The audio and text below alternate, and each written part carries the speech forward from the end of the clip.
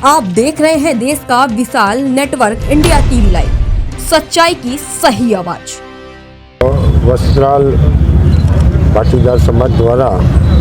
આ વિસ્તારમાંથી ભારતીય જનતા પાર્ટીના ચારેય ઉમેદવારોને ભવ્ય વિજય થાય એ માટે આખા સમાજે એકત્રિત થઈ આજે મોટી સંખ્યામાં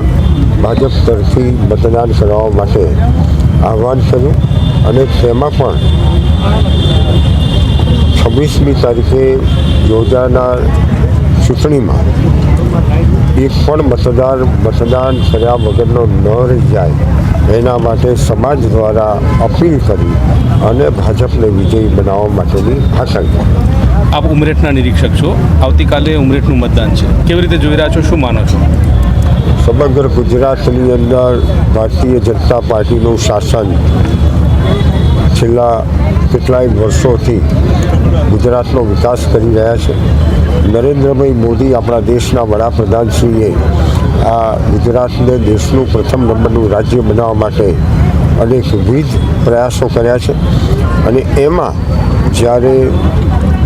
આપણા ઉમરેઠના સ્વર્ગવાસી ધારાસભ્ય ગોવિંદભાઈ પરમાર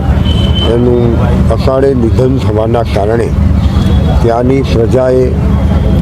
ત્યાં ફરીથી ભારતીય જનતા પાર્ટીના ઉમેદવાર તરીકે એમના જ પુત્ર